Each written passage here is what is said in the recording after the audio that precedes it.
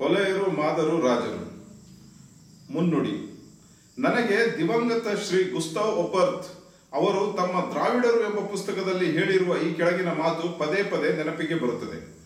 Reverend Ferdinand Kittel ಅವರು ಪುಲೈ, ಪುಲೆ, ಪೊಲೆ ಮತ್ತು ಪುಲಹ ಹಾಗೂ ಪುಲಸ್ತ್ಯ ಪದಗಳ ಮೂಲಗಳ ಬಗ್ಗೆ ಇಂಡಿಯನ್ ಆಂಟಿಕ್ವೇರಿ ಸಂಪುಟ 8 1879 ಪುಟಗಳು 50-51ರಲ್ಲಿ ಬರೆದಿರುವುದನ್ನು ತಾಳೆ ನೋಡಿರಿ.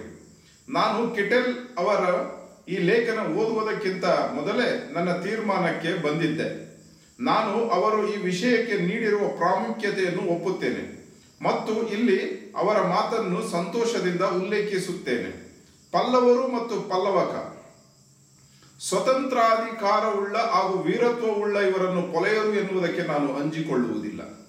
ಅಂದು ಶಕ್ತಿಶಾಲಿ ಬುಡಕಟ್ಟಿನವರಾದ ಪೊಲೆಯರು ಅಂದರೆ ಹೊಲೆಯರುಗಳ ಸಂತತಿಯವರುಗಳಲ್ಲಿ ಯಾರೋ ಒಬ್ಬ ಪಲ್ಲವ ರಾಜವಂಶವನ್ನು ಹುಟ್ಟು ಹಾಕಲಿಲ್ಲ ಎಂದು ಯಾರಿಗೆ ಗೊತ್ತು? ಅಂದರೆ ಪೊಲೆಯರೇ ಪಲ್ಲವ ರಾಜವಂಶವನ್ನು ಹುಟ್ಟು ಹಾಕಿದರು. ನಾನು ಈ ನಿಟ್ಟಿನಲ್ಲಿ ಸತತ 15 ವರುಷಗಳ ಕಾಲ ಒಪರ್ತ್ ಅವರ ಪುಸ್ತಕದಲ್ಲಿ ಉಲ್ಲೇಖಿಸಲಾಗಿರುವ ಪುಸ್ತಕಗಳಲ್ಲಿ ಹೆಚ್ಚು ಕಡಿಮೆ ಎಲ್ಲ ಪುಸ್ತಕಗಳನ್ನು ಸಂಗ್ರಹಿಸಿ ಅವನ್ನು ಓದಿದೆ. ನನ್ನ ಈ ಓದು ಒಪರ್ತ್ ಅವರ ಬಗ್ಗೆ ಹಾಗೂ ಅವರ ವಿಚಾರಗಳ ಬಗ್ಗೆ ಅಪಾರವಾದ ಗೌರವವನ್ನು ನನ್ನಲ್ಲಿ ತುಂಬಿತು. ಆದರೆ ಒಪರ್ತ್ ಅವರ ವಿಚಾರಗಳು ಹೆಚ್ಚಾಗಿ ಕೇವಲ ಆಧುನಿಕ ಭಾರತೀಯ ಭಾಷೆಗಳು ಹಾಗೂ ಅವುಗಳಲ್ಲಿ ಹುದುಗಿರುವ ಭಾಷಾಶಾಸ್ತ್ರದ ಮಹತ್ವವನ್ನುಳ್ಳ ಅಂಶಗಳನ್ನು ಆಧರಿಸಿವೆ. ಹಾಗಾಗಿ ಅವರ ವಿಚಾರಗಳು ಸತ್ಯವಾಗಿದ್ದರೂ ಅವುಗಳಲ್ಲಿ ಕೆಲವು ಕೊರತೆಗಳನ್ನು ನಾನು ಗಮನಿಸಿದೆ. ಆ ಕೊರತೆಗಳನ್ನು ಹೋಗಲಾಡಿಸಬೇಕಾದರೆ ಮೂಲ ದ್ರಾವಿಡ ಭಾಷೆ ಅಥವಾ ಪ್ರಾಚೀನ ದ್ರಾವಿಡ ಭಾಷೆಯ ಅವಶ್ಯಕತೆಯನ್ನು ಮನಗಂಡೆನು. ಅಂದಿನಿಂದ ಮೂಲ ದ್ರಾವಿಡದ ಹುಡುಕಾಟಕ್ಕೆ ತೊಡಗಿದೆ. ಈ ನನ್ನ ಹುಡುಕಾಟದ ಫಲಿತಾಂಶಗಳು ನನ್ನನ್ನು ಬೆಚ್ಚಿ ಬೀಳಿಸಿದವು. ನಾವು ಇಂದು ಬಳಸುತ್ತಿರುವ ದ್ರಾವಿಡ ಭಾಷೆಗಳು ಕಾಲಚಕ್ರದಡಿ ಸಿಲುಕಿ ಬಹಳಷ್ಟು ಪ್ರಮಾಣದಲ್ಲಿ ತಮ್ಮ ಮೂಲತನವನ್ನು ಕಳೆದುಕೊಂಡಿವೆ ಹಾಗೂ ತಮ್ಮ ರೂಪ ಮತ್ತು ಧ್ವನಿ ಬದಲಾಯಿಸಿಕೊಂಡಿವೆ.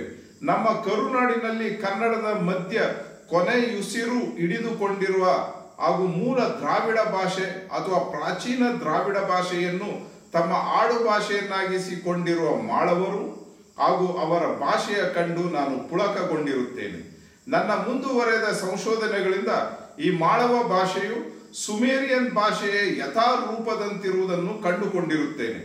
ಈ ಸಂಶೋಧನೆಗಳ ನಂತರ ನಾನು ದ್ರಾವಿಡರ ಬಗ್ಗೆ ಸಂಶೋಧನೆಗಳನ್ನು ಮಾಡಬೇಕಾದರೆ ದ್ರಾವಿಡರ ಭಾಷೆಗಳ ಆಧಾರಗಳನ್ನು ಪಡೆದರೆ ಮಾತ್ರ ನಾವು ಅವರ ಬಗ್ಗೆ ನಿಜವಾದ ಇತಿಹಾಸವನ್ನು ಬರೆಯಬಹುದು.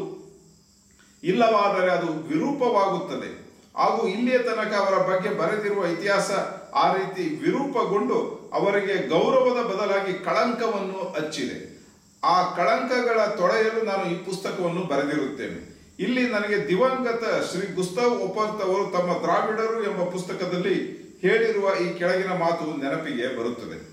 ಭಾರತದ ಇತಿಹಾಸಕಾರನು ಸದಾಕಾಲ ತನ್ನ ಸಂಶೋಧನೆಯನ್ನು ಮುಂದುವರೆಯಿಸಲು ಹೊಸ ದಾರಿಗಳನ್ನು ಹುಡುಕಬೇಕಾಗುತ್ತದೆ. ಇತಿಹಾಸಕಾರನ ಕೆಲಸವೇ ತುಂಬಾ ಕಠಿಣಮಯವಾದದ್ದು. ಅಂತಹುದರಲ್ಲಿ ಆತನು ಮೂಲ ಸಂಶೋಧನೆ ನಡೆಯಿಸಿ ತನ್ನದೇ ಆದ ಹೊಸ ದಾರಿಯನ್ನು ಭಾರತದ ಇತಿಹಾಸದಲ್ಲಿ ಕಂಡುಕೊಳ್ಳಬೇಕಾದರೆ ಆತನಿಗೆ ಬೇರೆ ಯೋಗ್ಯತೆಗಳೊಂದಿಗೆ ಆತ ಭಾಷಾ ಶಾಸ್ತ್ರಜ್ಞನಾಗಿರಬೇಕಾಗುತ್ತದೆ. ಆತನು ತಾನು ಯಾವ ಜನಪದಗಳ ಇತಿಹಾಸವನ್ನು ಕೆದಕುತ್ತಿರುತ್ತಾನೋ ಅವರ ಭಾಷೆಯ ಜ್ಞಾನವನ್ನು ಹೊಂದಿರಬೇಕಾಗುತ್ತದೆ. ನಾನು ಈ ನಿಟ್ಟಿನಲ್ಲಿ ಸಂಶೋಧನೆಯನ್ನು ಮುಂದುವರೆಗಿಸಿ ಬರೆದಿರುವ ಈ ಗ್ರಂಥವು ದ್ರಾವಿಡರಿಗೆ, ಅದರಲ್ಲೂ ಹೊಲೆಯ ಮಾದಿಗರಿಗೆ ತಮ್ಮ ನಿಜ ಮೂಲ ಅರಿಯಲು ಸಹಾಯ ಮಾಡುತ್ತದೆ ಎಂದು ನಂಬುತ್ತೇನೆ. ಈ ಜನಾಂಗಗಳ ಬಗ್ಗೆ ಬೇರೆ ಜನಾಂಗದವರಲ್ಲಿ ಇರಬಹುದಾದ ಕೆಲವು ಸಂಶಯಗಳು ಹಾಗೂ ಮೂಢನಂಬಿಕೆಗಳು ಮಾಯವಾಗುತ್ತವೆ ಎಂದು ಆಶಿಸುತ್ತೇನೆ. ಇಂದು ಹೊಲೆಯರು ಮತ್ತು ಮಾದರು ಸಮಾಜದಲ್ಲಿ ಅವರನ್ನು ತುಳಿದು ಅವರ ಆಸ್ತಿ ಅಂತಸ್ತನ್ನು ಕಿತ್ತುಕೊಂಡವರಿಂದಾಗಿ ಕೆಲವು ಕಡೆ ಹೀನ ಜೀವನ ನಡೆಸುತ್ತಿರಬಹುದು. ಆದರೆ ಅದರ ಅರ್ಥ ಅವರು ಭಾರತದ ಇತಿಹಾಸದ ಉದ್ದಕ್ಕೂ ಅದೇ ರೀತಿಯ ಜೀವನ ನಡೆಸಿದರು ಎಂದು ತಿಳಿಯಬಾರದು. ಒಂದು ಕಾಲದಲ್ಲಿ ಹೊಲೆಯರ ಹಾಗೂ ಮಾದರ ಮನೆಯಲ್ಲಿ ಭಿಕ್ಷೆ ಬೇಡಿಕೊಂಡು ಬದುಕುತ್ತಿದ್ದವರು ಇಂದು ಅವರನ್ನೇ ಕೆಟ್ಟದ್ದಾಗಿ ಕಾಣುತ್ತಾರೆ. ಆದರೆ ಅದರಿಂದ ಹೊಲೆಯರ ಹಾಗೂ ಮಾದರ ಹಿರಿಮೆಗಳು ಕಡಿಮೆಯಾಗುವುದಿಲ್ಲ. ಅವರ ಹೆಸರಿನಲ್ಲಿಯೇ ಅವರ ಘನತೆ ಗೌರವಗಳು ಉಳಿದಿವೆ. ಈ ವಿಚಾರಗಳು ನಿಮಗೆ ಮುಂದಿನ ಅಧ್ಯಾಯಗಳಲ್ಲಿ ವಿವರವಾಗಿ ದೊರಕುತ್ತವೆ. ಧನ್ಯವಾದಗಳು.